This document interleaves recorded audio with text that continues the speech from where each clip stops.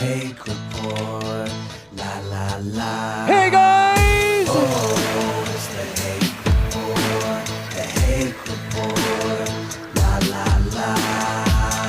Oh, it's the Hake report, the Hake report, la la la.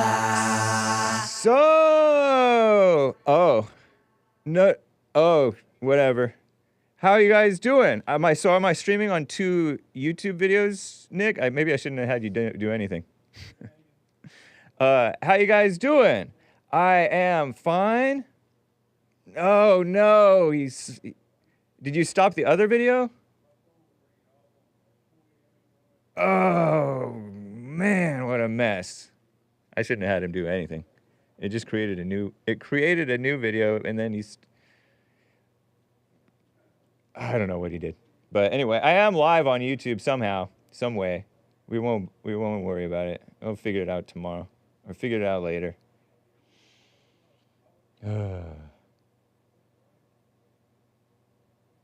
Okay.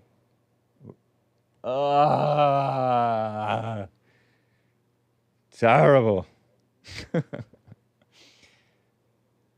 Man.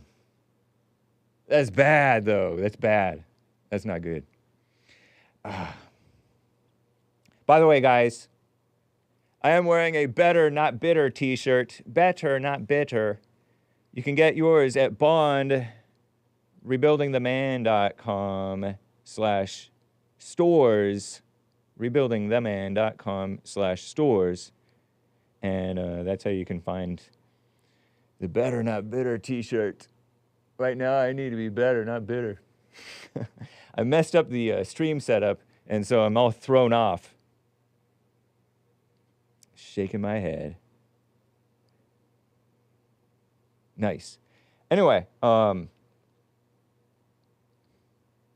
me get to Joe in Phoenix, Arizona, who's on the line here. Joe, thank you for calling, man, and thank you for holding there. How you doing? Good morning. Good, doing well. How are you? Doing fine, thank you. Was that you telling Jesse about Larry Bird? No, I don't know anything about. I didn't know. I was a kid during Larry Bird. I liked Magic Johnson. Interesting. Okay. Magic Johnson was the Lakers, L.A., and I liked the Lakers. Yeah, they're both fantastic players. So. Nice. So your he's referring to for those who don't know, he was referring to a call on the Jason Lee Peterson show just like 10 minutes ago of the Great White Hope being called Larry Bird. Nice. Mm-hmm. All right, go ahead. So your co-host Himmler had a lot to say about me and you last week. You're my co-host. It's the Hake and Snake show. No, it's the Hake and Himmler show. I have a snake in my hand, a snake puppet in my hand, which is supposed to be symbolizing Joe from Phoenix. The snake pit. The snake pit is in the chat. You're not the only snake. That's okay. Joe from Phoenix. Yeah, that's pretty funny. But I never heard a so-called grown man whine and complain and beg so much to get somebody else banned. Oh. But you want JLP to get banned, and you're gleeful about Alex Jones getting banned. You're gleeful about Trump getting banned. All kinds of stuff. Never said gleeful about Trump or Alex Jones. I just said you didn't say it, but shit-based consequences. You didn't say you're gleeful, but we can see the glee. We can hear the glee in your voice. I like for criminals to face the consequences. Yeah. See. And I do want to clarify my take on Jesse. Oh, okay. The whole reason I started calling you guys to begin with wasn't for to get you banned, because I said in my very first call, Jesse, that I agree with a lot of what he says, and I prefer for him to be more effective, James. Like my call with you a while ago about Full Metal Jacket. That's my whole point with both you guys. I want you to be effective because the poor black community does have big problems. And there are answers, but you have to be effective about it. And Jesse's been doing this for 30 years, and according to him, things keep getting worse and worse. Perhaps we should try a different strategy. Oh, but for the few, God is looking for the few. So Jesse's a Christian and he's a preacher. My hand is getting tired from from this. I was using the puppet to move its mouth while you spoke. Shout out to Carver for this cobra stretchy hand puppet. From That's all right. thank you, Carver. It's a cobra, green one. But Can I give you a quick 1 minute story about what I mean by being effective? okay, sure. All right. So, as you know, I coach basketball both for the middle school team here and a club team. So, about a year and a half ago, I had a player, probably one of my favorite players of all time, little white kid by the name of Trey. Came from a wealthy family. Small kid, didn't have a lot, hardly any talent at all, but one of my favorite all-time players because that kid had a huge heart and would run through a wall for me. He was always trying his best and trying really, really hard. So it was a joy to coach him. Long story short, his parents ended up getting a divorce. Very sad. His mom had to move about half an hour away for work. This means that made it tough for him to get to practice on time and all of that. And when she moved away, Trey wanted to play on my club team, and my club team practices on Saturday morning. So the mom couldn't make it. So I said, listen, why don't you just have Trey sleep over at my house on Friday night, and I'll take him to practice, and you can come get him in the afternoon. Worked out great. Okay. Trey had an older brother. I say had because he's dead now, which is very sad. But when the divorce happened, the older brother got into drugs and hanging out with the wrong crowd and all that, started dealing drugs and ended up getting shot and killed. Very sad. But when the mom asked Trey why wasn't he going down the same path as his brother, he said one thing. He says, I wouldn't want to disappoint Coach. Now, that's not to praise me, Hake. It's not about me because I'm just one person. What it's about is being a mentor, leading by example. And that's what the people that Jesse talks about with the blacks that are in the ghetto and they're doing all the crime and the problems, that's what they need. To be led the right direction. That's how you make change, not by insults, denigrations, and stereotypes. Does that make any sense to you at all? No, I beg to differ. Really? Yeah. Why is that? Because you seem not to hear the many callers who've called in of all races, men and women, and young people and old, who've realized that JLP is right about what he says, and they've turned around. So he's the light of the world, and it sounds like you're jealous of that somehow. Jealous of Jesse, yeah, okay. No, I have a caller say that Jesse's advice about forgiving and not being angry has helped them. And See? that part I have no problem with. That's all fine and good. That's his main message. Yeah, well, I don't see how calling most black people retarded and evil and all the other stuff he does as well is you just kind of want to hand wave that away, James. And that's my problem with Jesse. Not the other stuff that I said I can agree with. Work hard, get married before babies, have your own business. All that stuff is fantastic. You sort of remind me of Obama. In what way? In that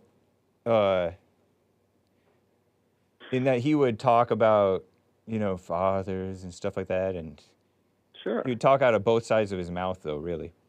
Because he would what also give credence to this victimhood and racism stuff. And Never heard him say that was an excuse. He always said, overcome it. What? Never heard him say that racism was an excuse to do poorly in life. He always said, overcome whatever problems you face. But that's not what I'm saying. He brought up the fake idea of racism itself as something to be upset about, complain about, and That's what you do. I've never said that racism should be complained about. Well, that's what you do every time you call in and complain about stuff that Jesse or I say about black people. That's because it has real life effects, James. See, this is what I'm talking about with like comparing you to Obama, because you have this what is it? You have this communist spirit that's against the freedom of speech, the freedom to tell the truth. You hate people people's freedom to tell the truth, and that's what the communists do. They make the excuse of shutting down the freedom to tell the truth, calling it racist and hate speech, and we need to shut it down. And you are gleeful in that. Are you seriously arguing for hate speech, James? That's why I call it. That's why. Do you believe there's such a thing as hate speech? Legally, 100% there is, yeah. In America? Yeah, James, we have hate speech laws in America, yeah. Wow. See, and you're supporting that. Well, you and I see it very differently. I guess that's a yes. You support the hate speech laws. Sure. I mean, that's what led to many, many deaths, including those 8 people in South Carolina by Dylan Roof. 100%, yeah. See, that's a snake. That's why I call you a snake. It's just reality, James. You can No, call it what isn't. you want, but Anger it's causes mass shootings and stuff like that. Not just ideology anger or spurred on by lies and hateful rhetoric and all that. That's what killed Malcolm X, and it wasn't even racial. It was just jealousy and hatred. right. Exactly, and that's what JLP preaches against. That's what I try to preach against too. Spurred on by And JLP is rhetoric. JLP is a living example of not being angry, whereas you're an example of being angry and of being a mama, a nice mama, and an intellectual. Call it what you want, James. And a hater, your a nonsense snake. means nothing to me. You know that. When you start calling me names and all that, it just rolls off my back. A snake in the grass trying to take down somebody who's actually being effective. 30 years, and according to him, things keep getting worse. How is that effective? Because there are people who are waking up. He's not supposed to change the world. He's supposed to light the way so that people can change in their hearts, which they have. Well, I tell you have no proof that A and B. So you don't hear these calls. So you don't hear these thousands of calls. We'll say thousands, huh? You don't hear these calls. I'll call them thousands of calls of people who've like, oh, you know what? You really helped me. I just dropped the anger. No proof of it, though. No proof of it. The anger stuff, I said, yeah. I've heard you said those no calls. proof of it. We're talking about 2 different subjects. No, we're not. We're talking about the same thing. No, we're not. We're talking about 2 different things. The Oh, okay. anger So and I'm talking about the forgiveness. truth, and you're talking about smears. The anger and the forgiveness stuff, I'm all fine with that. Fine. That's all fine. But Have you done it yourself? Have I done what? Forgiven. Forgiven who? The people that you're angry at. You keep saying I have anger, and those are your words, not mine. So think what you like, James. But what I can say is that a no? You haven't? When people accuse me of hating white people, I have the proof and the receipts. Is that a no? You haven't forgiven? Countless players and almost all white 4-H kids that looked at me as someone who has loved them and helped them along the way in life. So I have the receipts. I have the proof. Notice that he's changing the subject. Idiots can think what they want. Notice that he's changing the subject. I'm not saying the subject. That's Yeah, you are. I asked you a question and you completely sidestepped it to tout your laurels. I finished my own thought without you trying to derail me.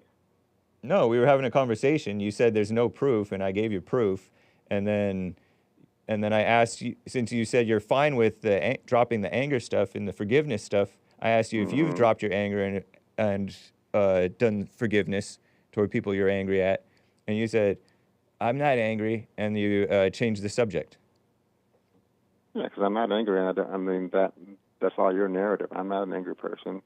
You can call me angry all you want to, and a snake, and a communist, and a woman, and all those things. Those things mean nothing to me, James. Go ahead. Then how come you can rattle them all off if they mean nothing to Because you? you say them every time we talk. All right. Well, this has been fruitless. Thanks for calling in, you snake. You're welcome. I'm sure your co-host Himmler, the cyanide coward boy, will call him sometime too. So. Wow. So you're so mean to your fellow Christians. Yeah. Anyway, have a good day, James. Talk again. Bye. Josh in Georgia on the line here. Josh, how you doing, man? I'm doing fine, man. How you doing? Doing fine. Thank you. Yes, sir. I was calling about just the tendency to intellectualize this information, the Bible, or wisdom, and basically, like, how I'm not sure when I do it or if I can stop myself. But I guess I wanted to ask you about your take on, like, your definition of it. Is it the same thing as, Sean said, brought up the unearned wisdom quote? Yeah. Is it that, or I don't know that we earn wisdom? It's kind of almost like, is that, maybe I'm overthinking. Yeah, you're hung up on the word, I think. Maybe. Would you say it's just as simple as intellectualizing something is not completely knowing what it means, but knowing that it sounds good and it feels good to say it? And I don't know, because it's like we have intuition that kind of we can know something without knowing how we know it. But I don't know. I ultimately see it as a vice. Like, it's just something you have to watch, and hopefully it'll fall away. Because when I try not to intellectualize stuff, I end up second guessing myself on stuff that I know already. If that makes sense. Yeah. I follow that somewhat. Yeah. What's your question or statement? I guess the question is It could be a comment, but yeah, or a comment. You maybe it's possible that this is something that really can't be put into words, but how to avoid unearned wisdom or intellectualizing, or can we avoid it, or is it just like a vice that only God can take away from us? Oh. Well, okay. Do you have an example? Well, it's kind of like, for this biblical question for this week, I think I have the perfect answer. You're referring to JLP's biblical question. Would you rather? Yeah, I was going to call in something or do something. Week, probably an answer. But it's like, you've called me out on it before, and I want to be called out on it. On being an intellectual or being in your head about stuff? Yeah, overthinking it, and that's, that's what I wanted to avoid it, but I suppose I can't. Yeah, I don't think that, because it sounds like you're even right now trying to figure it out. Yeah, right. Which is, like it's you're getting lost in your head about it. Yeah. Unearned wisdom, I like the term unearned wisdom. Beware of unearned wisdom was a quote that Sean, JLP's producer, has shared. Beware of unearned wisdom. And it kind of speaks to my facts versus truth. Facts are not truth. You can spout off stuff that's factual. It's from the Bible. It's something that JLP says or whatever. And it's, you don't know it. You're not living it. You're just preaching, empty preaching. So, Right. and that's kind of like unearned wisdom because you haven't lived to realize that yourself. Right. But I see there's, that. I but, see that in me a lot. Sir. Go ahead. but there's stuff that you may see and,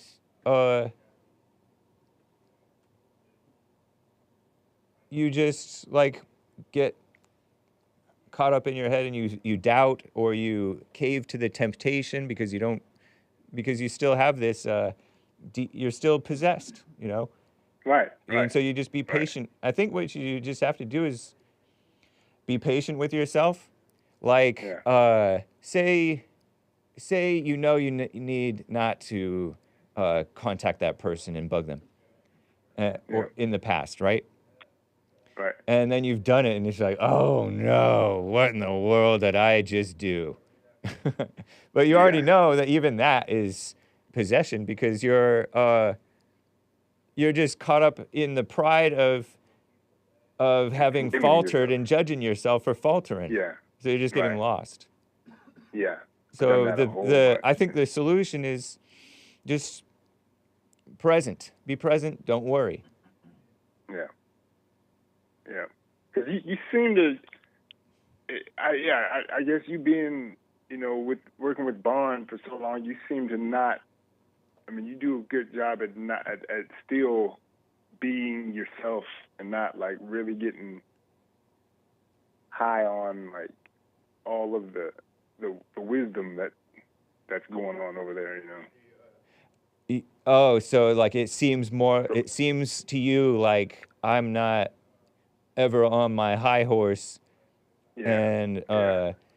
on an ego It's like trip. it's hard to be around all that and listen to that and not Well, I mean, kind of I know how to present myself well, but that doesn't mean that I'm never that way. I don't know.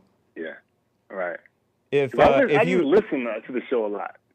Maybe that's what I drive a lot to work, uh-huh. and I'm constantly listening to you and all the whole network, and it's like I guess maybe it's too much listening, but it does kind of I don't know. I automatic. I guess the devil uses the truth to lie. Yeah. Yeah, like that's facts versus truth. Yeah, and don't like look at somebody else's life and say, "Oh, they're somebody else's way of being," say, and say, Yeah. "Oh, how does he do that?" Or I mean, it's kind of interesting sometimes. It's like, oh, you can appreciate what appears to be a strength of somebody, but Right. Not compare. yeah, you don't want to yourself. compare, and you don't want to judge them as better than you or good or having it or anything. Yeah, that's right. You just appreciate if they're right, they're right. If they're wrong, they're wrong. And the next instance they may be right, or the next instance they may be wrong.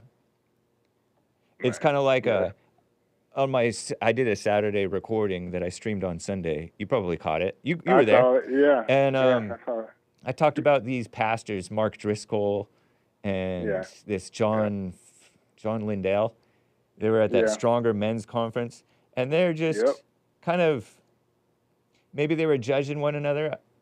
It seemed off, both of them, really, but especially the John Lindell guy seemed off when he was like on his high horse about, oh, the Bible says just go to your brother privately if you have an issue with them. But this was something that was done in public. But my point in that is we saw them in a bad moment. They're our fellow Christians. We don't need to be judging and looking down on them. And even if they weren't Christians, there's no room to be judging and looking down on them. Yeah, that's the hardest. Well, it's hard. That's what happened. I mean, with Joe from Phoenix, it's hard not to judge him. Right, because like, people get irritated at him and real irritated. It's like why you're letting that's how the devil works. Yeah. Yeah. I don't know. That's the hardest thing about just listening to your show and not condemning others, because it's really, you're doing it to yourself, right? Yeah. When you judge others, you're really judging yourself. So True. that's Yep. yeah, deep stuff. Nice. So yeah, you can. I Yeah. think you can kind of earn the wisdom. I think you can. You think you can? See, I don't even know. I don't know. It's not. It's just. It doesn't. It's not like a pride thing. Oh, I earned this wisdom. It's not. It's not like that. It's just that you suffered through the believe. You suffered through believing the lie that it's you, if you will. You suffered through the ego pain to see it. Or maybe you just saw it and you didn't have to suffer the phony ego, selfish pain stuff. Yeah. False pride. Yeah. Interesting. Yeah. That's But you like see it for yourself. And you're not getting a feeling from like knowing it. right. You're not like holier than thou or lauding it over other people, you know. It's tempting to do that. It's very tempting to I don't know. Right on, man. Yeah. Anyway. Yeah, I'm gonna stay out of my head about it and keep on trucking. yeah. That's all, you know. That's all I do, man. And I listen to y'all show while I'm on the road, and it's that's what I need to. I watch myself while I'm listening. So I'm like, why am I so annoyed by this caller calling in? Yeah, nice. Why am I? Look at how much this is messing with me. I don't even know this guy. He's in a whole different state, you know. But right. Yeah, that's a good little nice practice, you know, to watch myself while I'm listening. So. Cool. Yeah. Well, thanks again, Josh. Appreciate you, man. Yeah, no problem. Thank you, man. All right. Appreciate Bye. All right. Mark himself is on the line here. Mark in Los Angeles, California. What is up, man? Oh, thanks for taking my call, Hake. I got two things. I have a comment and a question. The comment is I'm going to ask you to put your pride aside and apologize to Alexis, the caller from, I think, California that spoke in my defense on Friday, and you called her a snake. You owe her an apology. I know you got a lot of pride, and you're not going to do it. But if you had any common decency, you would apologize to her. Okay? That's all I got to say on that. But what do I owe her an apology for? For calling her a snake? But she is a snake. Well, says you. You call names anytime someone defends me. No. You called her a snake, and you didn't call William a snake, okay? But you called this girl, Alexis, a snake, and all she did, she was very polite.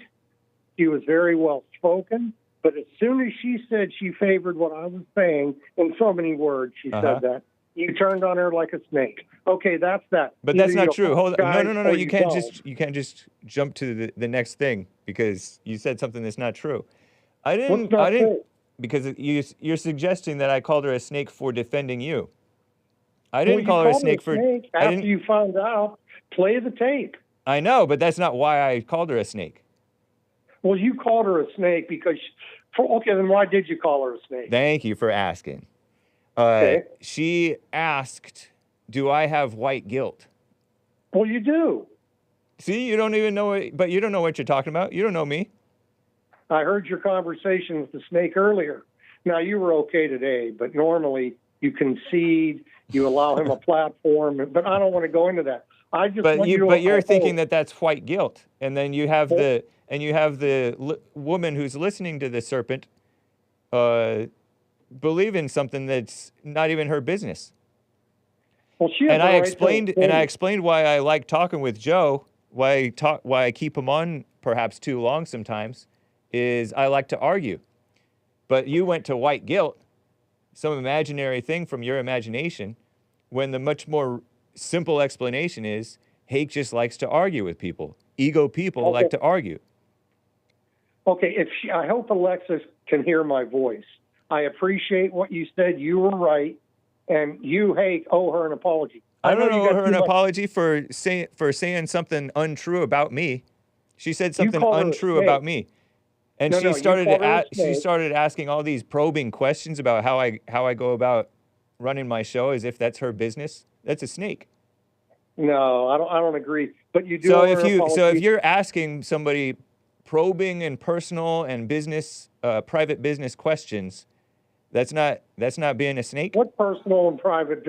She I asked listened you- to the thing 3 times. I didn't hear anything like that. Because you didn't put yourself in my shoes. How would you What like to be personal how would you question? like to be asked if you have white guilt just because you're debating somebody a lot? In your case, it fits. You didn't answer my question. Okay, repeat it. How would you like to be asked, do you have white guilt because you debate somebody a lot? Well, I can honestly say in my case, I don't. I think white guilt is poison. You didn't answer my question. How would you like to be asked and accused by multiple people, do you have white guilt just because you argue and debate with somebody a lot? To me, that's a legitimate question. No, how It's not a so personal you question. you how would you feel about it? Wouldn't bother me. It wouldn't bother you to be falsely accused? Well, according to you, falsely. You know, I Would I it tend to bother agree- you to be falsely accused? Well, of course, See? So then why Falsely. are you getting mad at me? because you called her a snake. Because she is a snake. And you're being a mama about it. You're being a mama with Well- her because you're taking the team of the woman who listened to the snake. What snake did she listen to? She listened to the snake in you, Oh, making up okay. fake accusations about me. And it was Okay, more name dumb. calling. this Can I ask? was there a serpent in the garden Yeah. that lied to Eve? Yep. And that serpent speaks through human beings who lie. Okay, and she doesn't fit that category. It fits you and it fits her. Well, that's your opinion. No, Now, that's a can fact. Can I ask you a question? All right, yes. Okay, I'm going to quote my commander, and I want to see what you say. Your dead commander? A national socialist. Your dead commander? Pardon me? Your dead Are you commander? going to keep cutting me off, or can I ask my question? Your dead commander? Yes. All right. Okay, a national socialist is concerned about his race. A conservative is concerned about his money. What category do you fit in? Huh? You didn't hear my question? I'll repeat it. All right. Okay, listen carefully. A national socialist is concerned about his race. A conservative is concerned about his money. And I'm going to ask you this again. Where do you fit in? Neither. Oh, you're not a conservative. Well, I didn't think you were. And you're not a national socialist. Why do you so you're think? not Why do you concerned not about think? the race. Why do you not think I was a conservative? From what you just said, you weren't. You said you're I didn't neither. say that. Based on that definition, I'm not. But normally, a conservative just means somebody who values right and wrong, right over wrong. Oh, okay. I could point to Mike Johnson and the Republicans who just gave Israel and the Ukraine $100 billion. That has nothing to do with me. Well, they're You asked conservative. about conservative. And are you a conservative? On my definition, not on your definition. Okay, that's a good way out of it. But I How is think it a good that- way out of it? Because you conservatives, like the commander said, national Are you socialists- trying to do an underhanded accusation that I'm more concerned about money than white It people? was a question I'm asking you. Right. Are you a conservative? But why? Or which But why is there category only do you- two issues? Which category do you fit in? Are you The poor or conservative- something? Pardon me? Are you poor or rich? Well, I'm not going to dox myself. Nice. But are you Okay, poor or but, rich? Middle. I'm in the middle. Nice. But really, all things considered here, the girl that But called there's you more. on No. Hold on. Let me finish this point though, because you brought up the money versus race thing. Why not just Right. concern yourself with what's right, regardless of race or money? Okay, well, fair enough. Yeah. So that's why I didn't like. That's why I rebelled against your question. Well, Mike, okay, it was a statement, and the question was, which category do you fall under? Right. And That was the question. and there's a and you third didn't answer it, but that's because fine. there's a totally different category. I just told you the other category is what's right. Okay, so let me try this again. You're not a conservative, or you're a conservative? I'm pretty conservative. Okay. Yeah, okay. I'm center right. Pardon? Say that again? I would say I'm like center right. Okay, that's okay. I don't even know what that even means, to be honest. Well, it means you're not a commie, for right. one thing. Yeah. But again, and I'll leave you. Why with would you this. want to be a socialist? Well, a national socialist, but not a communist. But you don't want to be taking care of worthless bums. Not at all. Not at all. And there's a whole lot of worthless bums who are in our race of whites now, because they've adopted the anger of the blacks, and they're just angry themselves from their own families. Well, they're guilty of self-hate. No, I'm not talking about those bums. I'm talking about bums who are pro-white. There's some pro-white bums.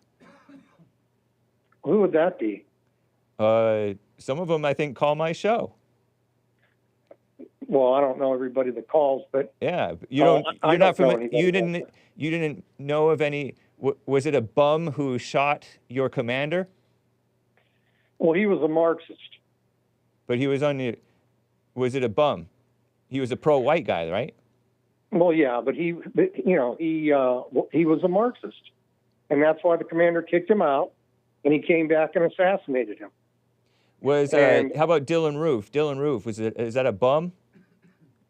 Well, a bum is somebody who lives on the street as a homeless person. If that's the definition of a bum. No, I'm saying bums are whites who are criminals, or they are so hung up on the race they forsake what's right over the race, and they end up. So Dylan Roof that's what I mean by bum. So is Dylan Roof a bum? He was pro-white. Well, I'm not going to tell you a man who murdered is good, because that may get you banned, and I'm not falling into that trap. I don't want you banned. I want you to stay on the air. But, what Dylan Roof, he'll pay for it one way or another. He'll be answering to God for what he did. Right. But the point is... And so we shouldn't be taking care of bums. Say that again? We shouldn't be taking care of bums. How do you mean taking care of? Giving them money that they didn't earn. Well, no one should get that. Well, that's what socialism is. I think that's what nationalist socialism is too. That's not national socialism. That's the difference. They're I don't diametrically know, man. opposed. But again, and I'll let you go with this. If you don't do anything else, put your pride aside and apologize to Alexis. You haven't explained why I owe her any apology. Because you called her a name and you started it. Listen to the tape. Listen to the tape. I didn't start anything. She started asking all these probing questions, listening to lies. No, she said that you were hard on me and you were easy on the other guy, and it was all true. Every word she said was true. Could it be you're biased because you're caught up in your own ego? She was talking about you. She's talking about you. So you're, of course, going to like her because she's liking you. Well, all she did, and you called her a snake for it. No, I didn't call her a snake for saying that you're fine, saying that you made a lot of good points. But you've said all kinds of cockamamie things. Give me an example. White guilt, for one. Well, that's a matter of opinion. I bet you if most people listen to your conversation with your co-host, they would agree. Most objective people. Do most people, but you're not objective. Do most people make something true? Most people believe in something. Does that make it true? Depends. Does the Bible say that who knows what goes on in a man's heart except for the man himself? Okay. The Bible says that, right? Right. So then why are you guys speculating about what's going on in my heart? Why I keep Joe from Phoenix on? Do you accept my explanation that I just like to argue? Well, that's a good excuse to keep your show popular, and I appreciate it. But I can tell you this. Does it make sense to you? I'll bring in more listeners than he will. Does it make sense to you that I just like to argue? Well, sure, that's fine. So But then you why do you have banned to why do you people have to come up with this crazy idea of white guilt? because just the tone, just the things that are said between you two, half the time you're conceding that he's right. Half the No, time, I'm not. and you do argue with him. But again, the reason I don't like that he gets all that airtime is because he wants to take you down. He's conning you. I told you that the other day. It's a con game. He's trying to make you feel good about talking to him, and in reality, he wants you out of here. So do you. Am I wrong? Am I wrong? Yeah, you are wrong because I mean you're He doesn't not want wrong you about banned? him. You're not wrong about him, but you're making up stuff about me. So you're making up excuses. No, he wants you banned. He Right, said and it. but He you're said liable so. to get me banned too. No, I'm not trying to. He's trying to. Right. Okay, there's a big difference there. There's not I much go difference. out of my way to make sure I don't say anything that's going to get you in trouble. I respect you and I respect your show. I just didn't like what you said to Alexis. It was uncalled for. She didn't say anything against you. She didn't call you any names. Yes, she did. Yes, she did. After you called her a snake, she replied that you were an evil snake. But that's in a response. It was a reaction. No. She It called started her a long snake. before that. Say it again? It started long before that. Well, that's the first time I've ever heard her on your show. No. I'm talking about in that very phone call. She called you a name? She didn't have to call me a name to be a snake. Marxists why- and communists will say all kinds of snaky things without ever calling a name. What did she say that was sneaky? or I gotta snaky? go, Mark from Los Angeles. you couldn't We've already answer. gone Okay. over this. All right. Thank you, You're sir. not getting it. All right, bye. Yep. Take care. What a mess.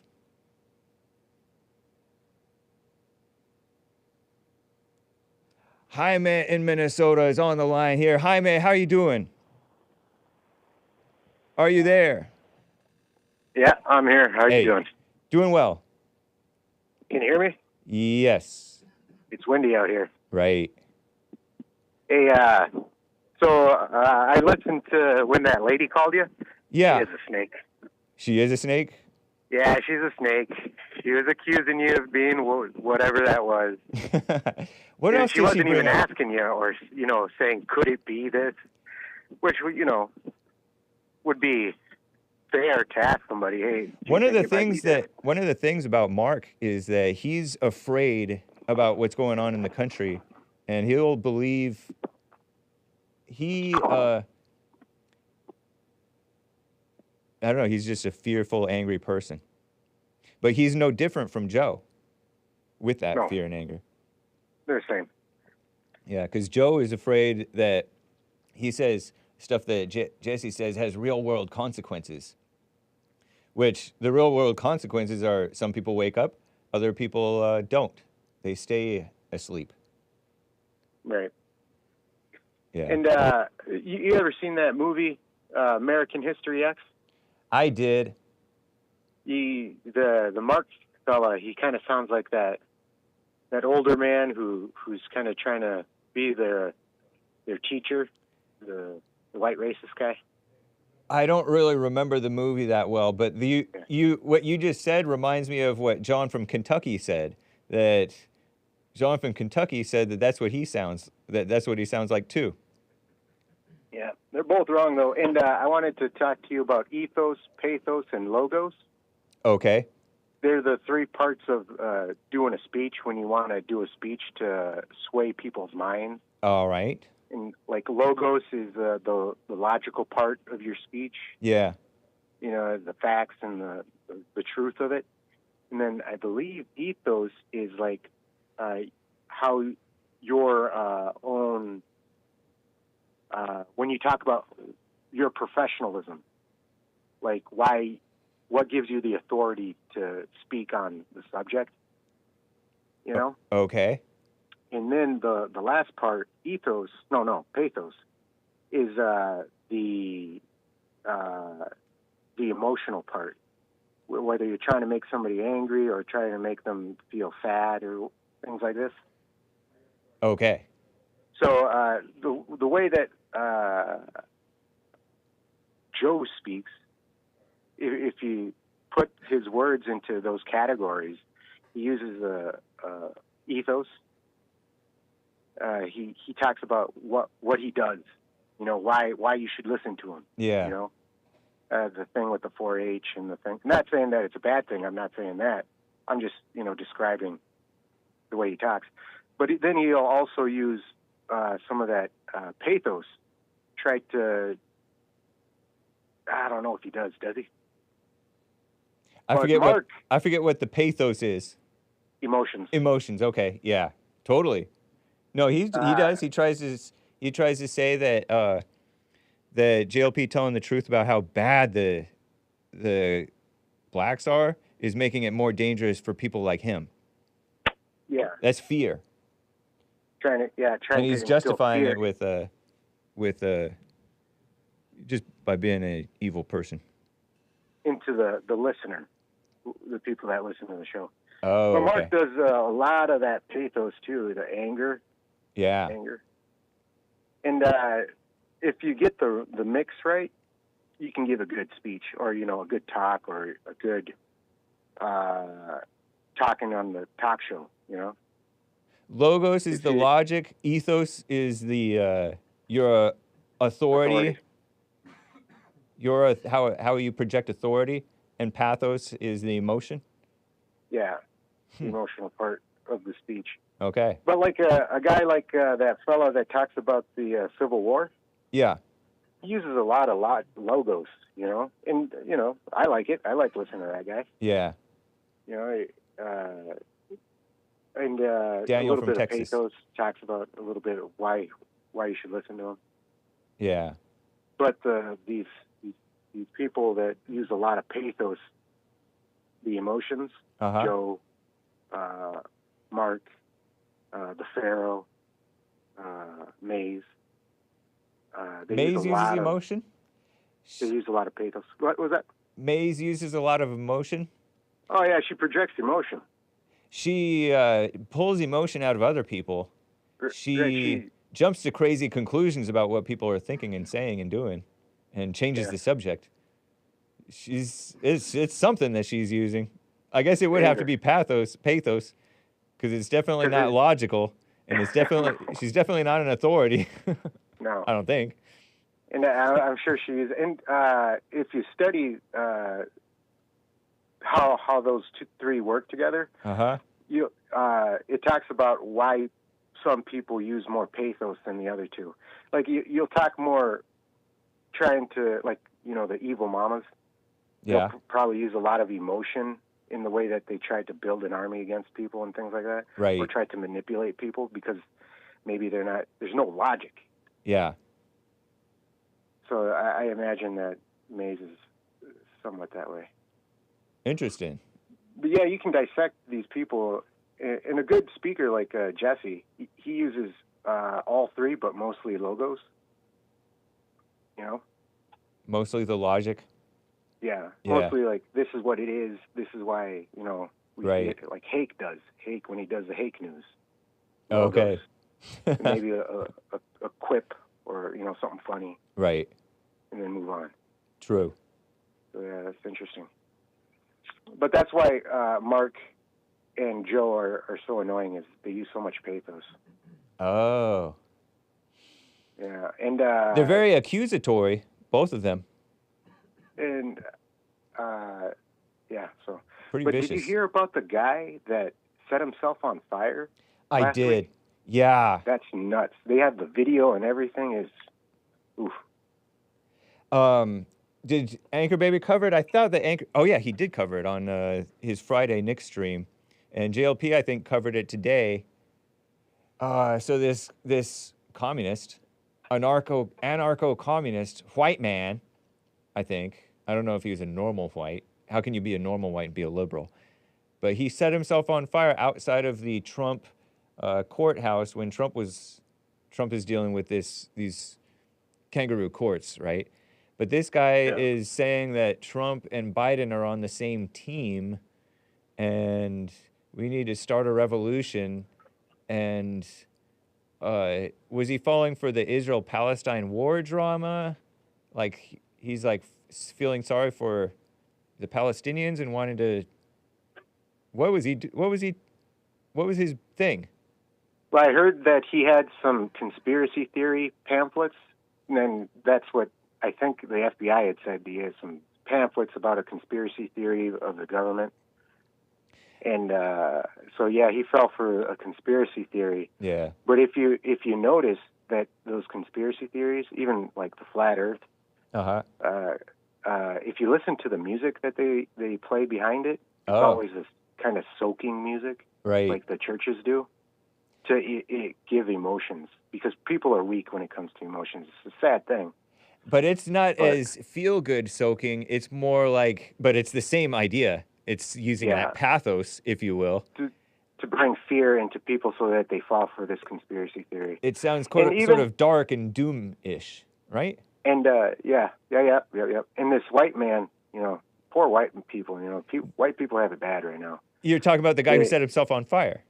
Yeah, even though, he's a not normal white, and immoral white, he's still a white man. Right.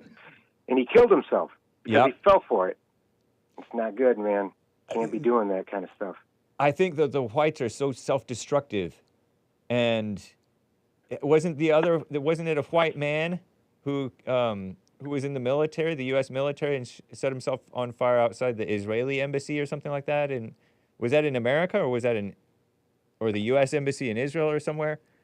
Remember that one a few months back? Yeah, that latest one, the one before this one. Yeah, another white. Yeah, Navy guy. I think he was in the Navy or Air Force or something. And he was all like, I can't stand for this, the government's helping the genocide, huh? The genocide. Yeah, Inocide Janae. Genocide J. Yeah. Which he fell for it too. And it's no good. Don't be a liberal, whites. That's like twice as bad. But if you have anger, you're a liberal, and you are self-destructive. Right. And you'll get all crazy on your friends and embrace your enemies. What a mess. Yeah, and I'm no expert on these things. I only, I know about them because I watch the ABC News and I listen to Hake News and all those things. So I'm no expert, right? But I see what I see. Yeah. So. It seems to be fit inside of a pattern. These two incidents of guys setting themselves on fire and getting themselves killed. Because there's a lot of suicide among the white middle-aged people. There's a lot of self-destruction and these liberals voting in for their own self-destruction. And also just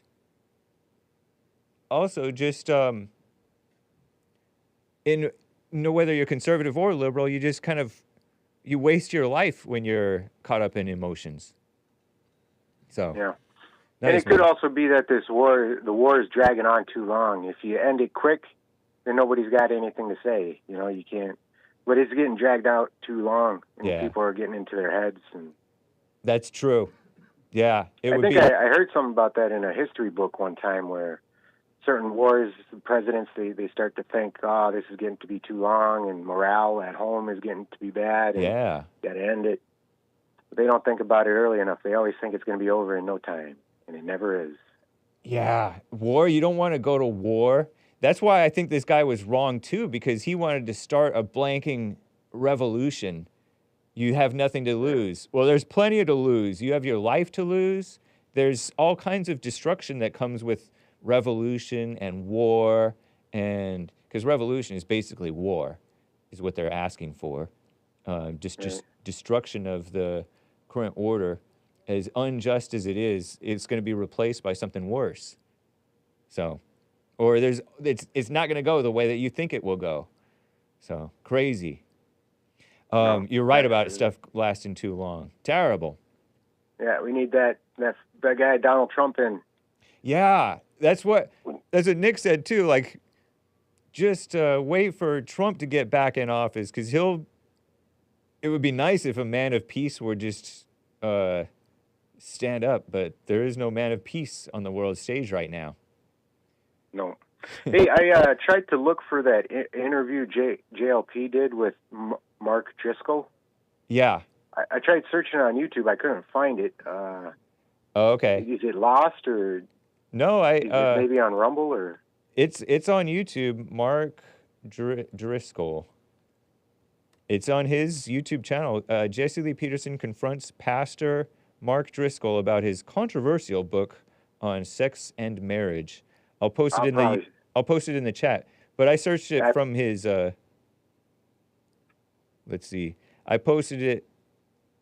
I found it from Jesse Lee Peterson's YouTube channel. Okay. From back about 12 years ago, 2012, January 11th, it was posted. All right, great. I'll watch that. Well, you have a good rest of your day, Hake. All right, you as well. Thank you, Jaime in Minnesota. Take care. Bye. Bye. Before I get back to calls, guys, I have to stay on track. It is LN Monday. I hope you guys enjoy this track. It is called Modern Day Hobo. It's from the 2004, maybe, album. What album is that? Dirt Floor Hotel, Part 1. The lines are full, guys. I will get right back to you. Super chats I have to touch on, and maybe some news, right? Some of you guys listen to Hake for some news and info. So enjoy LN, Gary Murray. Be right back.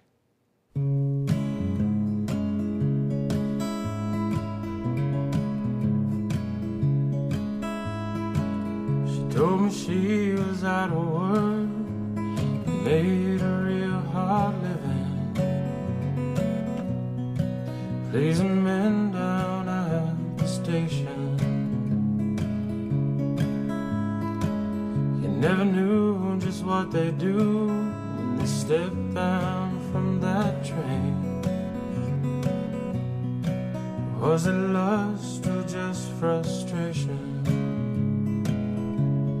Stoke the fires and add some more coal. I ride this train alone to rails for a modern day hobo. Let the black smoke fill the air. Fallen angels have dark hair, and if I died today, no one would even know.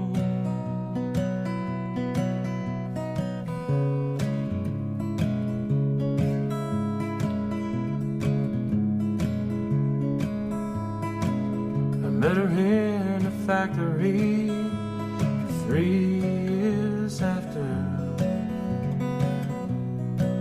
while her baby slept alone. I wonder how many angels she had been given, and would another soon be gone. Stoke the fires and add some more coal. I ride this train alone to rails for a modern day hobo.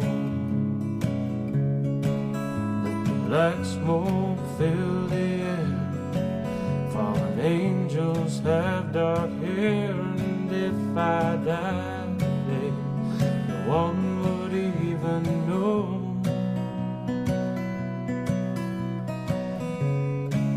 Isn't this nice? LN. Velvet Blue Music. I think.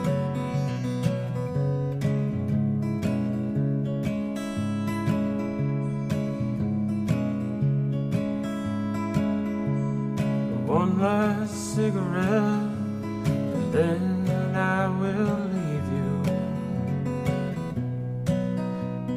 Lord, you'll haunt my mind.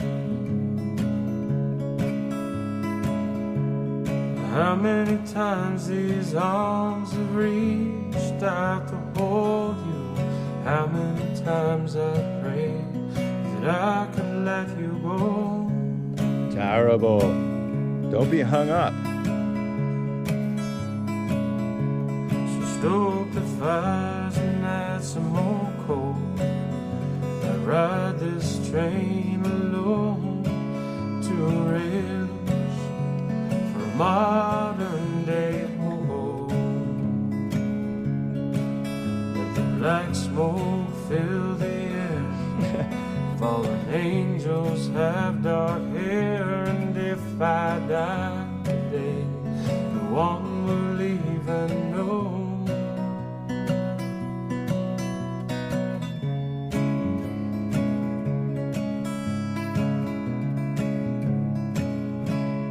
Well, thank you guys for bearing with me through my opinion, the beautiful music. I gotta read a few super chats here, guys, before I get back to calls. Some of you guys dropped off. That's okay. Canadian David says, this guy is a hateful mess. He laughs just like Joe, has the same spirit, yet they think they are on opposite sides. Truly amazing to see. Yeah, Joe and Mark. 2 peas in a pod.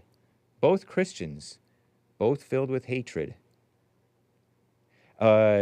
That handyman says, conservative means to conserve a value or a way of life. I'm only guessing, but definitely don't apologize, James. Don't be a beta like Joe Rogan. American flag emoji. Thank you, that handyman. Donnie Girl's idea says, conservatism is good for the economy, the community, and the home. Anyone who likes a borscht at any stage from conception to birth or doesn't oppose open borders is not even close to conservative. Indeed. Over on Streamlabs, Lin Yen Chin gave several Streamlabs. Let me do a new timestamp for this one. I like to do the timestamps, guys. Like the binomial flow of 1 and 0, or yin and yang, your emotions are in flux, and their fluctuation is in patterns that etch out every thought you experience. Both genius and fool are equally susceptible to the influx of emotion, breeding imagination. Indeed. Thank you, Lin Yen Chin. Jesse is too daft. Daft. D-A-F-T. Define. Silly, foolish. Oh. To sense the correct order of progression, but thoughts are indeed the progeny of emotions, and that is why they can stimulate further emotion, but only of the specific types used to form each thought. Jesse sports a halfway understanding. I censored it a little bit. Thoughts whose compound emotions balance out as negative or positive will pile like with like in consolidating a new influx of emotion to mutate a thought toward its fullest resolution, as per the limits of your IQ. This is simple, is it not? I suppose so. When a thought is completed to the limit of your mind, it escapes you as it burrows into other minds, seeking to be made whole as each more powerful mind grants greater and greater resolution to each thought flowing in society. Jesse sees this part right. Nice. Thank you, Lin Yen Chin, for the thoughts on emotions leading to thoughts and mutating into something great. Greatly evil or greatly good, maybe. Maybe it's always evil. Kale over on Streamlabs says, the snake talking with Joe is the best bit I've seen in a while, where I have this snake that Carver sent to Hake, because it's the Hake and Snake show, and I made it chat because it's a puppet, along with Joe from Phoenix. Thank you, Carver. Indeed. Lin Yen Chin says, to apologize is to submit yourself to the pulse of insecurity that defines whomever you apologize to. This is why forgiveness is the opposite of apology, as opposed to Jesse's lie that began in 2020, apologizing for hating is forgiveness.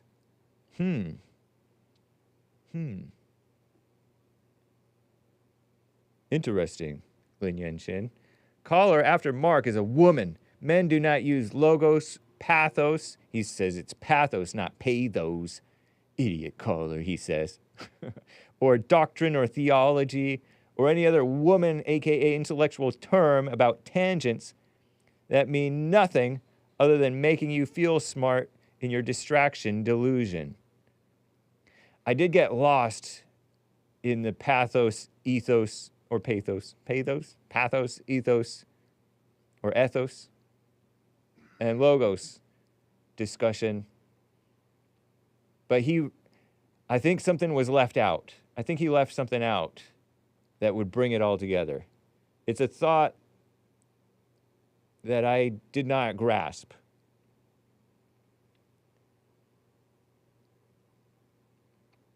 But I agree.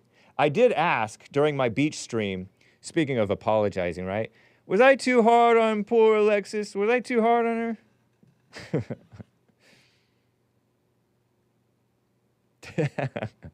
her? All right. I'll get to the coffees later. I'm getting bored with the super chats, and I want to read them with energy. So before I get back to calls, let me get to this. I don't know if this is pertinent, but let me do this. BitChute comment.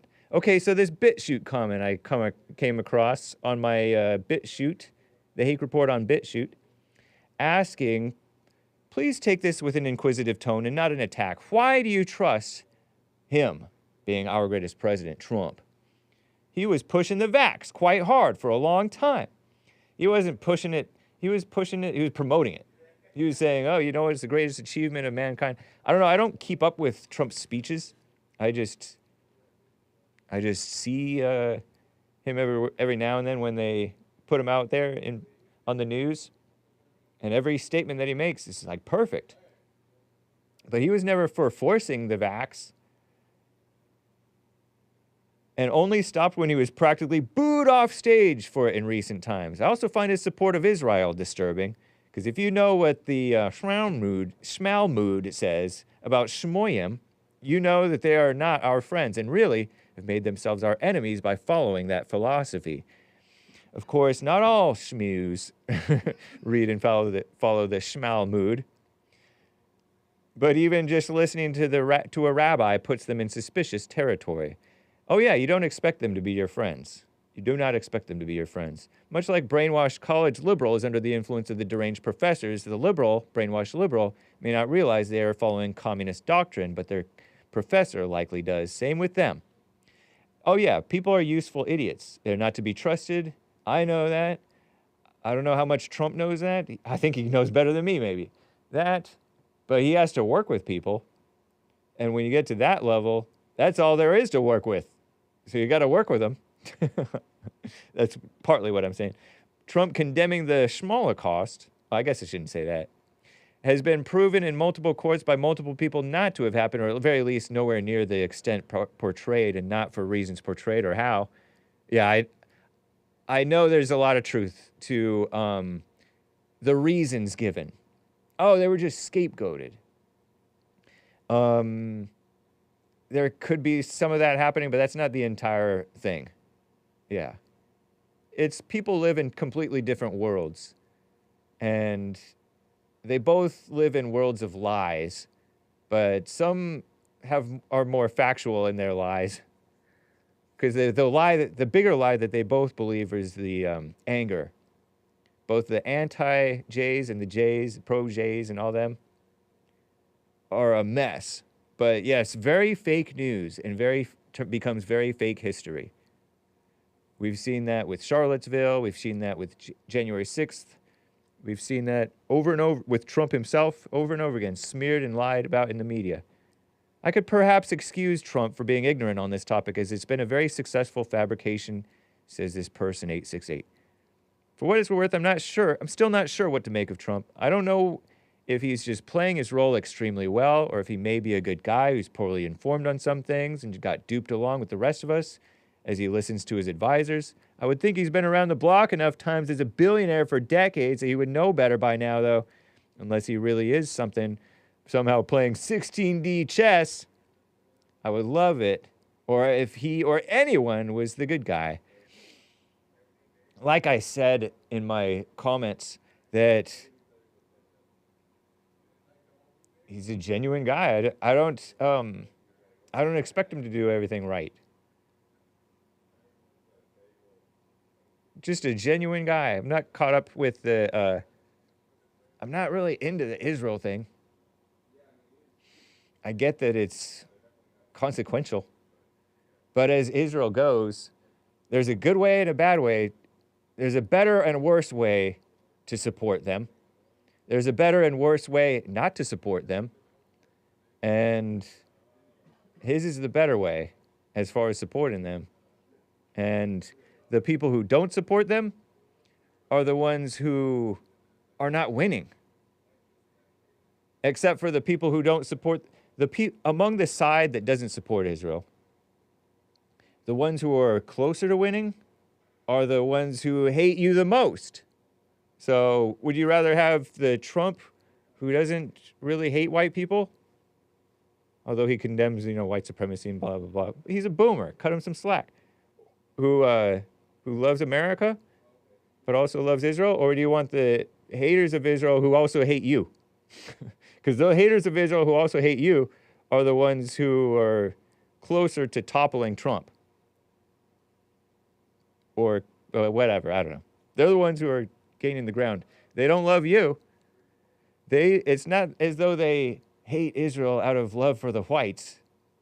And the people who hate Israel out of quote-unquote love for the whites, that's not real love either. They're not to be trusted. Look at how they started backbiting one another and infighting. It's terrible. Hope that helps, man. He also said he seemed to be dancing around stating plain truths, such as saying schmaxine and schmoyam and stuff like that, just so you can stay on YouTube. Yes. Yes. Because he was questioning my integrity when I said schmaxine. If you are doing it because it's where you get the larger audience to get the message out, I can understand that compromise and encourage you to do what has the most impact. If you're doing it to get a larger audience to make money, as Mark from Los Angeles seemed to be underhandedly accusing me, then the integrity comment stands. I could be misreading Mark from Los Angeles' question. He's like, do you care about your race or do you care about money? If you're doing it both and finding a healthy balance, I can't blame you for that. Yeah, I'm not really thinking about money when I'm doing my show. Although, do support Bond. But I do, why would I sacrifice something why would I sacrifice a channel over something that I don't even care much about? Schmaxine. Everybody knows who can think for himself or herself to get it or not to get it. Don't follow me. And then as far as the Israel thing, that's going to happen whether or not I say the quote-unquote truth about it or not. And I don't even know the whole truth about it. So yes, it's to keep my opportunities open. It's not as though the BitChute commenters alone are going to support Hake and keep him afloat if I get censored by YouTube. But it's not about the money. It's really not. YouTube, somebody said, for all of its flaws and how evil and anti-us it is, it's the best user experience by far. So thank you for your BitChute comments. Cool. That kind of felt like more super chats. So I felt like I didn't really give you guys a nice variety there. Let me get to FLOR in Guatemala. FLOR in Guatemala, how are you doing? Hi, Hake. How are you? Happy Monday. Thank you. Everybody loves Mondays. I don't. Oh, no, you don't? No, it's the start of the week, and it's a little bit tough on me because Sundays I usually sleep like a sloth all day long. So. Whoa. So you don't love Mondays. So you're working. You're a married woman, but you're working because you're not even living with your husband. You're down in Guatemala, and he's up in America. So you just have to work. So you don't like working? I much rather my work be a housewife, to be honest with you. I think that is a really good goal. Have you done that already, though? Or are you just imagining that you would like that? No, I haven't done it yet. I am definitely imagining, like, I can't wait to do it. You know, that's something that my husband and I have spoke about. Like, right now, the reason why I'm working is because I would like to save some money to when I go to the States, and because I would like to be a housewife, right, to stay home and be able to build something with my husband, you know, like, I don't want to be a burden to him, you know, so I want to be able to bring something in while we get situated with being two and not just one on one, right? Yeah. So, but I mean, as soon as I get to him, the idea is that we can form a family, you know, and with a baby, then that everything will change, you know. I will be 100% a mother. But meanwhile, I guess this is what I have to do to survive. Yeah, I would suggest just staying present, because you don't know what the future is.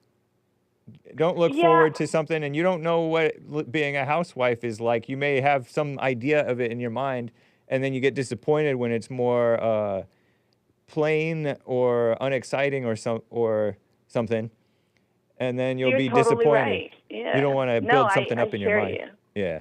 But, you know, there is also, like, with us women, we have, like, this mother instinct. So we really do fantasize about having baby and a house and a husband, you know? Yeah, but you don't want to get into that, because I support being a housewife, of course, but you're getting into this idea of it, and those ideas are evil, if you know what I mean. As you already know. I think you already know. Hey, thank you. I appreciate that. Yeah. That's taking in your suggestion for sure. Right on. Appreciate that. But I was actually calling for giving you a testimony, and because I heard the calls and, you know, kind of give you a break from the snakies. So, and I love that puppet. That puppet is adorable. Nice. It's pretty cute. So, see, you hear that, Joe from Phoenix? She thinks you're adorable. Not Joe, but the snake. Right. The puppet. This is Joe. Jesse Lee Peterson is not effective. All right, go ahead. So, just basically, I was a woman full of hate, you know, and my husband was always like, you should listen to JLP, but I would tune into him.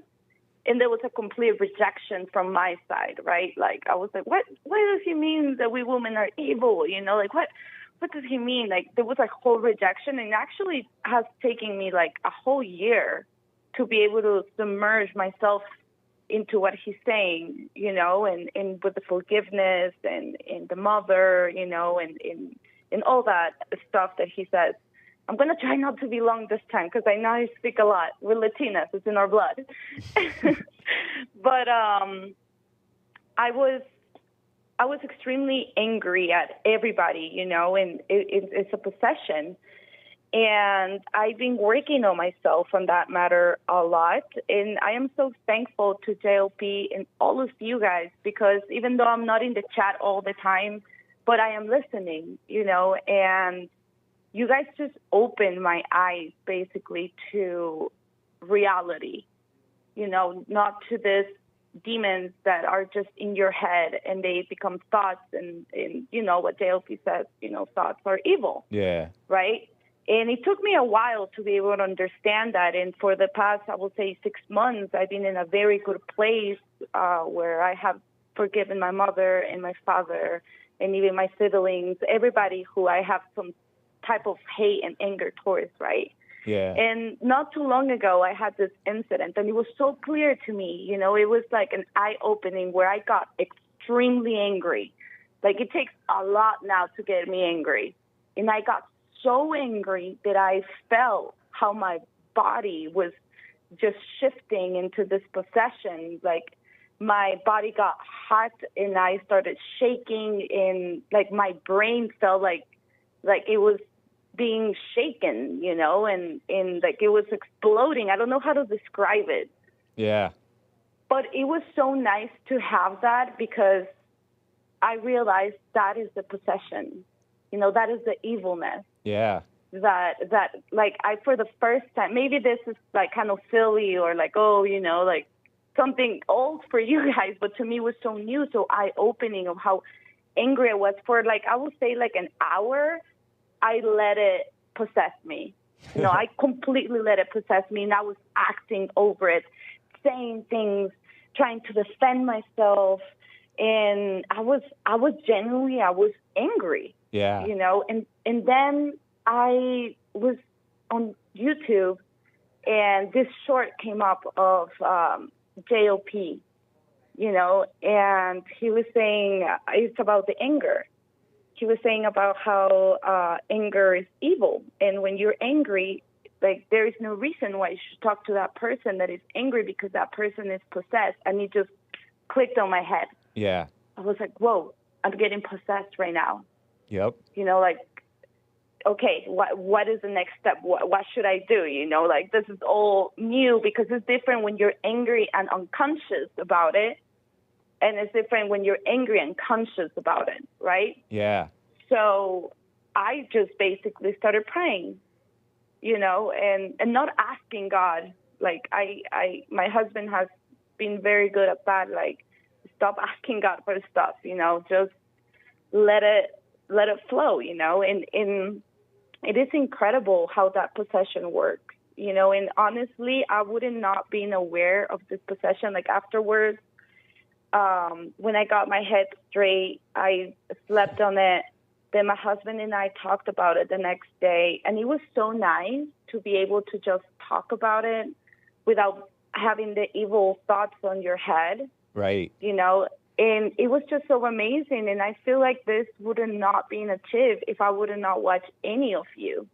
You know, like, I'm talking about Joel, the Nick Stream, you, and JLP. Like, you guys are a team, and you, what you guys do is awesome, you know, especially towards us women, that we're a little bit, well, not a little bit, we're extremely emotional, Yeah. and we get possessed a lot more easier. And I just wanted to say that. I just wanted to say thank you. Thank you for what you guys do, really. It's very helpful, and I can hear the snakes calling with the possession, you know, but it's admirable how you guys don't let it affect you. And I'm learning from you guys, you know. Right on. I can relate to that, what your story about feeling that possession and stuff. It is kind of encouraging to notice that stuff sometimes and realize, oh yeah, this is all about me. It's all about me, and I'm wrong for feeling this way. Like, I'm wrong. This stuff is, like you said, possession. This fake idea of me, this fake selfishness that just leads to misery anyway. And Exactly. it's kind of hopeful, even in the midst of the getting tempted and pulled into those evil thoughts toward others and yourself, this fake self. Interesting. Yeah, and it's really good too that you have people like you guys, because it guides you to be able to recognize it. And also the fact of not being angry all the time is amazing, you know, like, you get to enjoy life. Like, it's like your whole world just become 4K, you know, like, you can see more clear. Yeah. You can enjoy life. Like, even I rescue dogs, right? So I have my dogs, and even them, they were angry, you know, like, even for me being angry, they will be angry. Interesting. And now, like, we all kind of coexist in a very peaceful environment. And even with my marriage, it helps so much, you know, because, like, my husband is the type of person who he has been able to control his emotions so well. Yeah. And I am I am always exploding with anger. And now it's amazing to be able to talk to him and recognize the evilness in the world, you know, and not be weak anymore. Yep. So I'm very thankful to all of you. Right on. Appreciate it, FLOR. Good to hear from you again. No problem. All You right. have a good Monday, okay? You too. Everybody loves Bye. Mondays. Bye. Oh, I was gonna maybe ask her what she thought of the blacks. Because of Joe from Phoenix.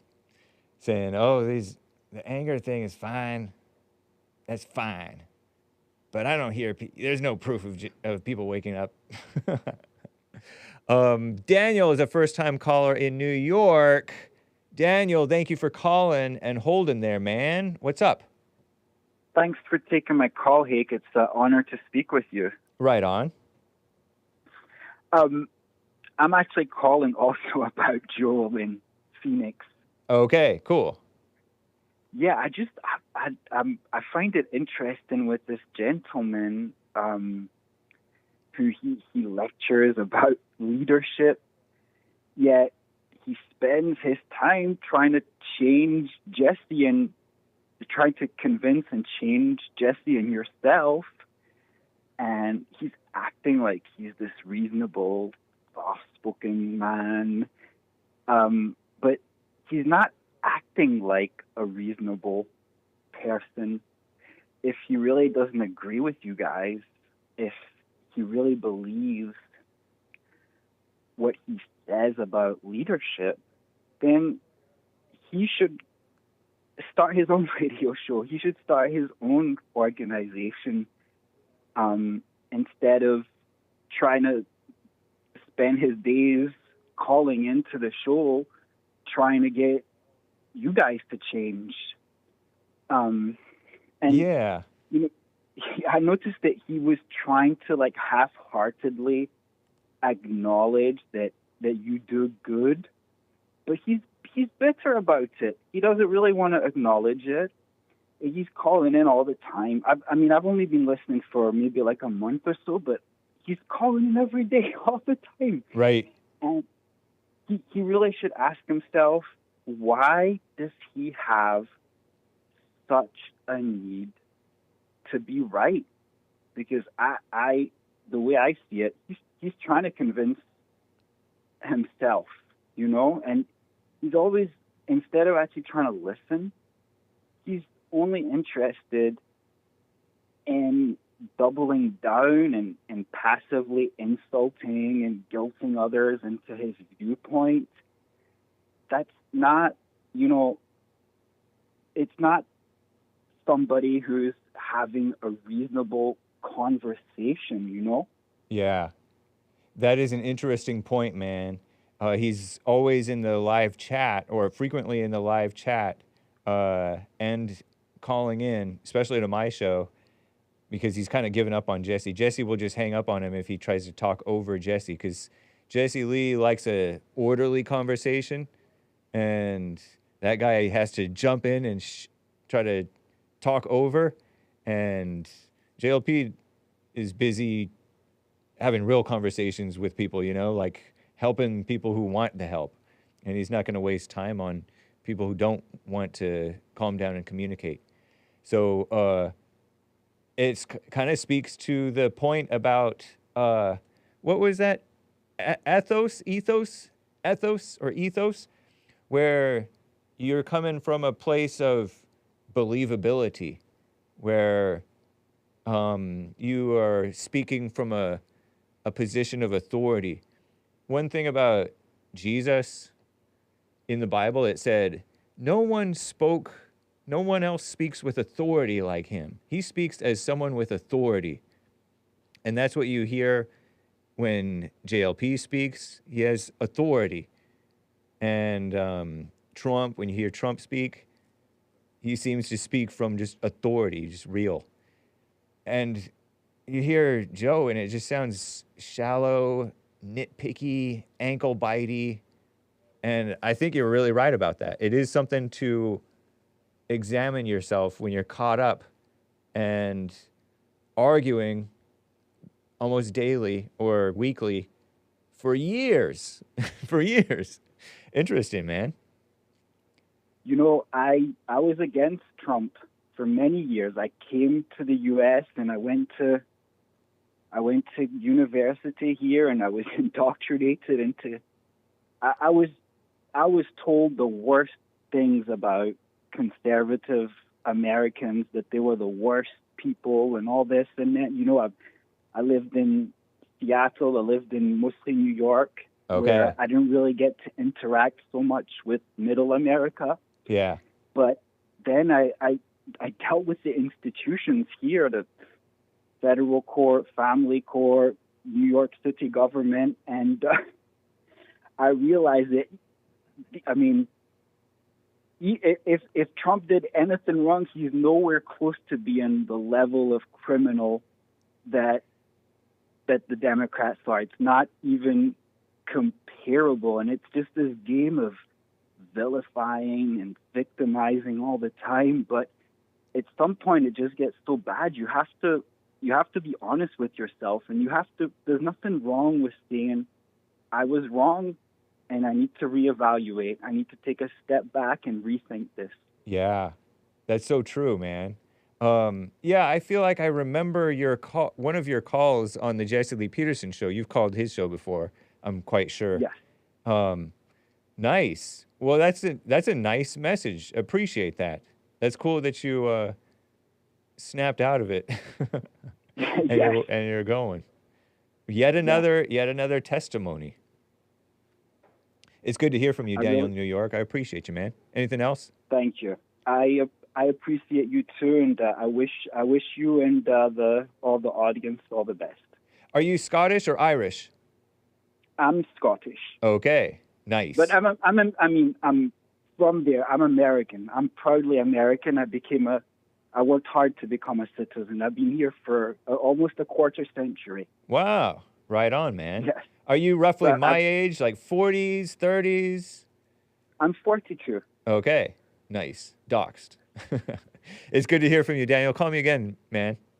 Will do. Have a great one. All right, you as well. Mr. Pink is on the line. What is up, Mr. Pink? It's good to hear from you, man. What up, Mr. Hank? I'm using the pink octopus as my Mr. That's Pink cool. puppet. Your show's becoming a regular Sesame Street these days. Indeed. You know what? I liked Sesame Street, but now I read about it and it's so liberal. Oh yeah, well I mean I'm From not the saying beginning. it is Sesame Street. Maybe a better version than what's going on these days. You got Cookie Monster eating vegetables. Wow. But trash. You know that's all bad. You know you could use the snake for Mark too, man. Yeah. Yeah. True. Yeah. And what makes you say that? Because Mark from Los Angeles, I like the guy, and there is something refreshing when he just a white man speaking his mind. Sometimes it's a bit vitriolic, and it's like over the top, being nasty to people whom he hates or looks down on. Yeah, well, you know, it's honestly it's the same spirit. Yeah. Coming from both of them folks, you know. You know what, Mark? One of the things, you know, facts and mindset. One of the things pardon me for jumping over you. One of the things I remembered that he said was that he hates, because he was accused of hate, and he said the only thing I hate is race mixing, and he called and communism maybe. Or there was like two things that he hates, and it's one of them is race mixing, and Alexis called and said this was like he made good points. Was that one of the good points? Because Alexis sounds Hispanic, which is a race mixed group. But I mean, nobody should, in my opinion, nobody should be taking it personally if somebody is against race mixing. It's like they have but also Mark doesn't even realize, and you know, I don't want to agree with Joe, but Mark doesn't even realize that he's probably race mixed too. Right. So is Joe. Like Joe's just like, oh, I'm Irish. It's like, okay. Oh yeah.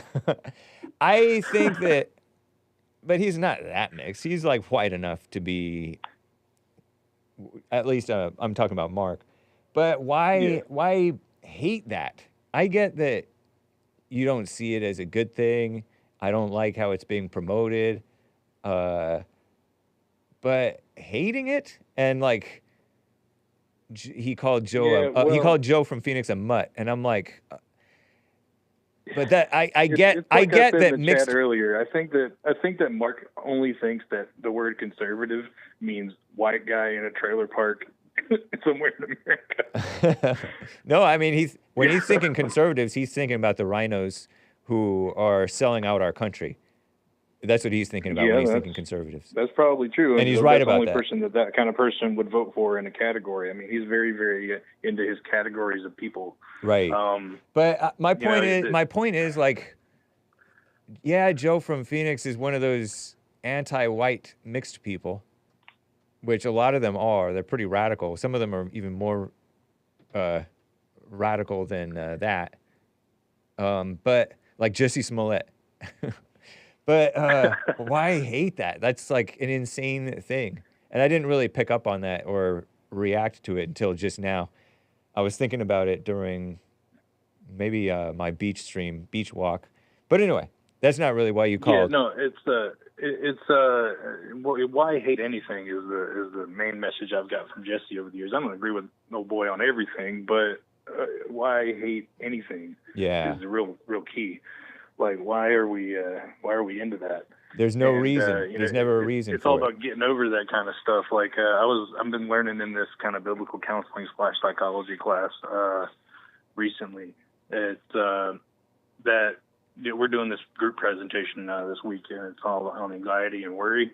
And we learned on the secular psychological side is that when they're measuring brain waves, that anxiety and fear is generally associated with decreased alpha waves and increased beta waves in the brain. Wow. And I'm like, whoa, I don't know if Jesse necessarily knows that part, but how that almost directly translates to what he's talking about, because people with more beta waves are generally more fearful and scared and anxious and all this stuff, and people with alpha waves are able to, just kind of move on and just like live in the moment and not be scared of stuff.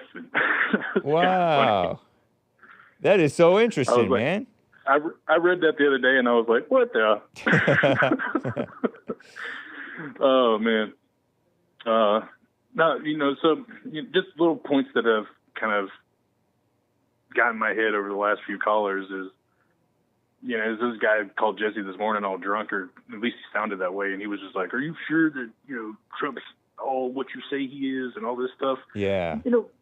Dude might not be the most perfect individual in the world, but I'm going to tell you this right now. I'm sticking with that guy to the end of all this, because here's my point blank example of why there's no one else on that main scene that has, there's no other choice really.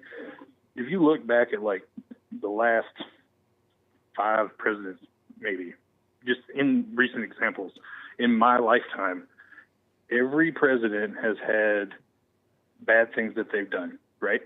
Clinton, H.W. Bush after that, Obama especially, they've all done bad things, right?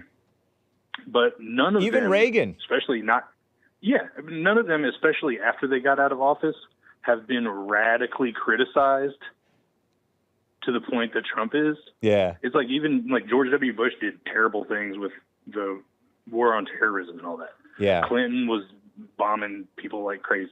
But when they all got out of office, even when they were in, it was kind of like the media itself was like, well, these people are just fine. Aren't they just honorable presidents? Da-da-da. Oh, right? Interesting. Yeah. And so it shows me that it's like, okay, so they're radically criticized Trump about every single thing. Yeah. It's like there's something to that. Right. There has to be a reason that they are specifically against this one guy, even though he is just as flawed maybe as the rest. You know, but they don't overly criticize Obama. They still look at George Bush like he's some saint in some way. Right. It's like, no. Like, so that's why I can't. It's like the hypocrisy of that alone makes me go, okay, there's something to this guy that I have to support, because the corrupt establishment has been so against him from day one. That's an interesting point, man. I had not considered that, but I mean, maybe it's just one of those things that's so obvious and in your face. But you're right. They're trying to bury him endlessly. Yeah. They can't get over it. Like, it's like all the war crimes, for instance, that happened with Iraq and Afghanistan, with even in the Gulf War with H.W. Clinton did a lot of crazy stuff, even with the corruption of the cigars and Monica Lewinsky and blah, blah, blah. Yeah. But they're not actively trying to prosecute him and sending DAs after him all over the damn place. And they're not sending them after Bush. They're not sending them after Obama, even though drone struck civilians and I all this know. stuff. Like they don't. So why is it this guy that has to be brought down so bad? It's pretty That means nakedly. there's something. That means there's something to him. That means that he's actually against the corruption. Yeah. So that's what it is to me. Yeah, just a little note. I'm going to take up all the time, but I'll say, increase your puppeteering skills. You're doing good with that. You're a regular Carol Spinney and you're Jim Henson. Thank you, man. I appreciate that. Yeah, you got it, bro. It's good to hear from you, Mr. Pink. Yeah, for sure. I haven't been in the chat and stuff recently. I've been getting over some surgery, so it's good to be back in full effect. Oh, good. Well, continue to get well, man. Yeah, I'll be all right. But appreciate y'all and keep up the good work as always. All right, man. Take care. Peace. Bye. Yeah.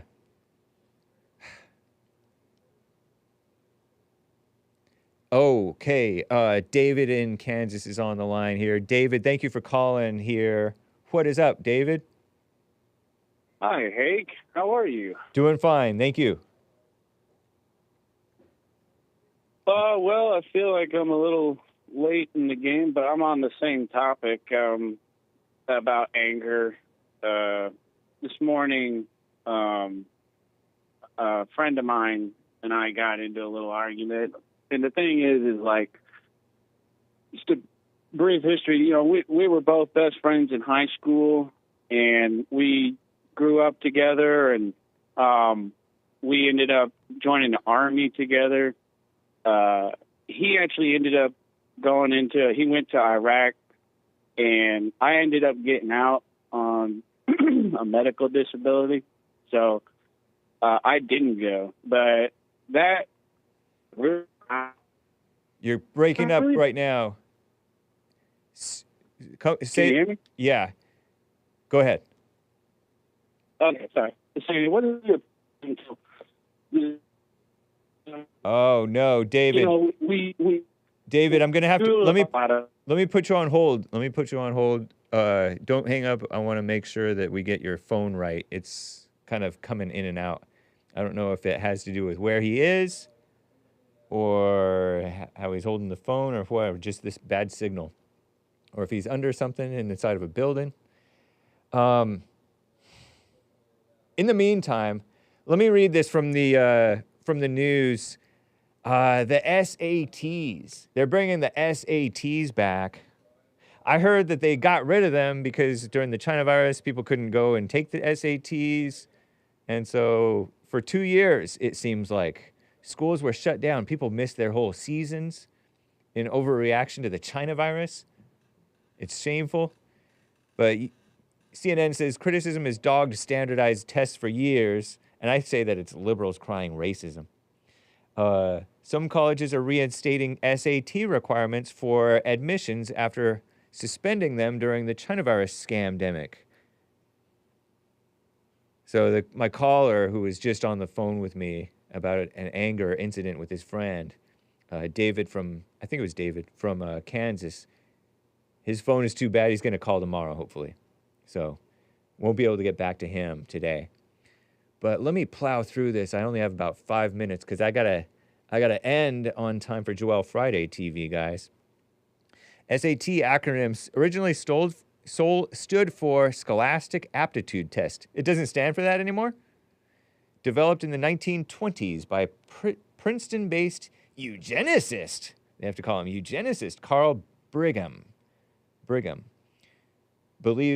believed immigration was diluting American intelligence, which could be.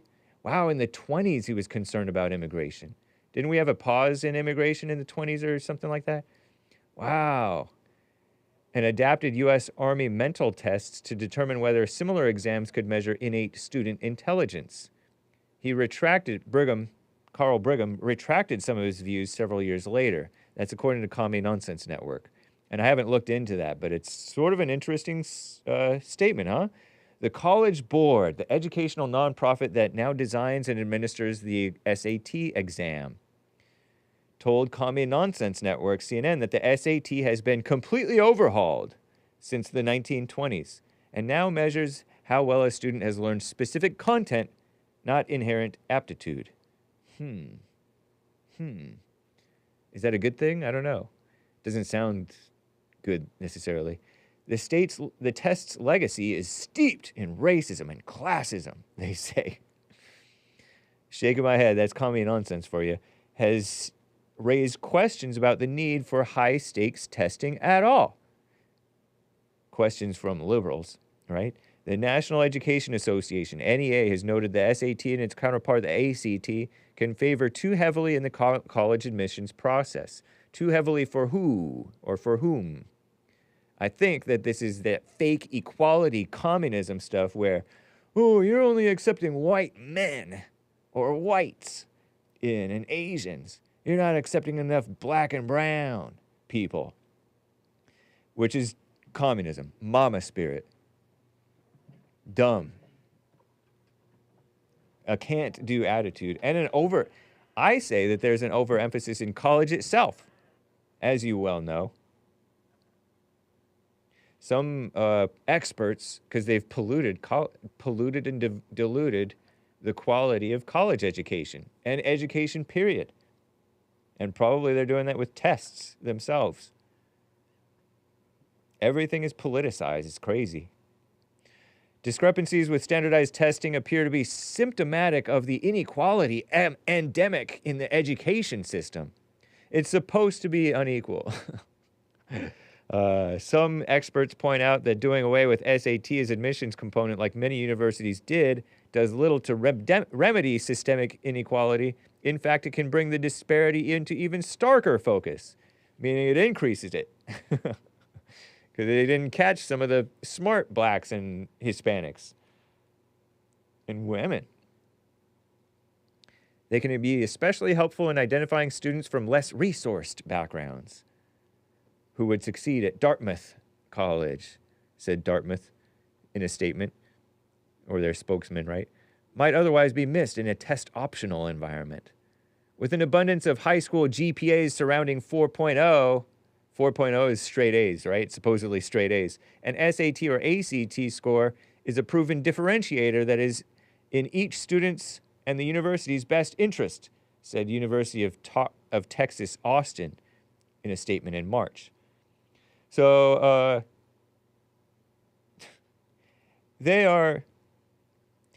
that's another thing going on is grade inflation. I've been hearing about that for years. The teachers feel sorry for them, or the teachers have lower standards, or they make it easy, and they give them A's and B's when they should be getting C's and D's. Grade inflation.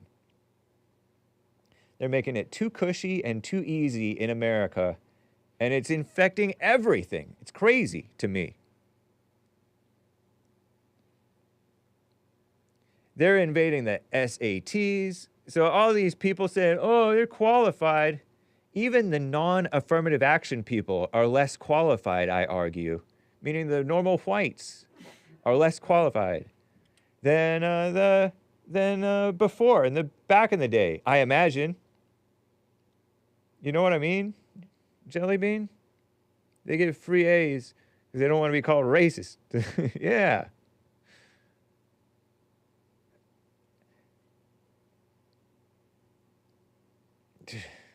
I'm shaking my head. But I got to end anyway, guys. This has been the Hake Report. I did not get to the coffees. I will get to your coffees tomorrow, hopefully, okay? Thank you. I appreciate it. Joelle Friday TV is coming up next. This is Mary... No, it's not Mary Rice Hopkins. I forgot. I got to end. This is Soul Junk Sunday, coming into Monday. Innerspacemen. Adios, America. Bye.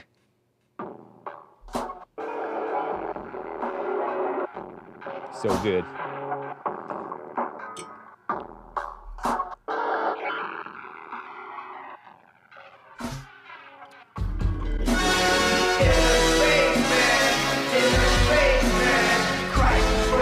I'm doing strings, but that might be a horn.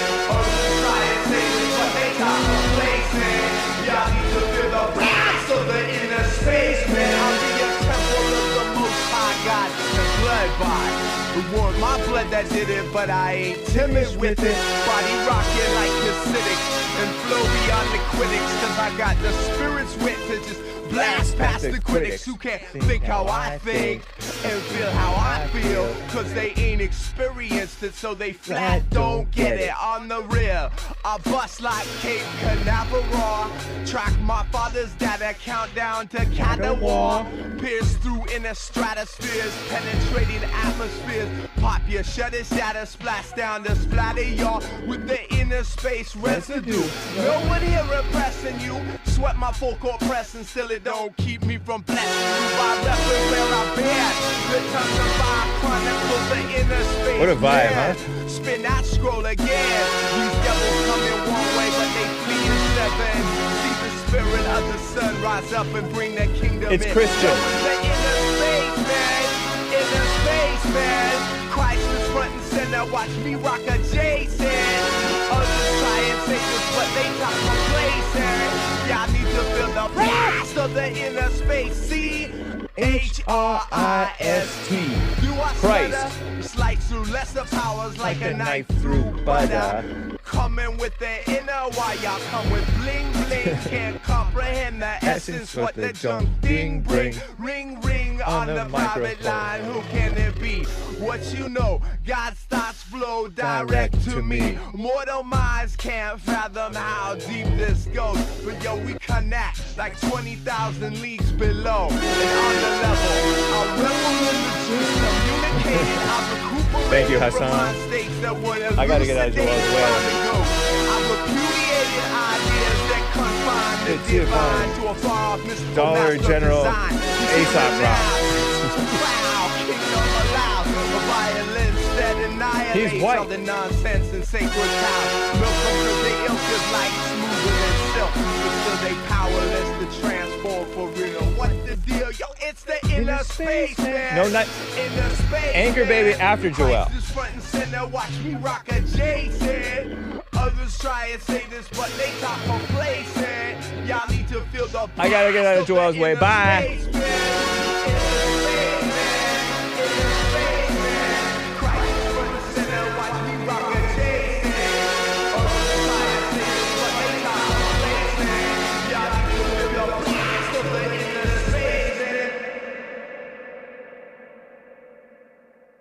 Innerspacemen.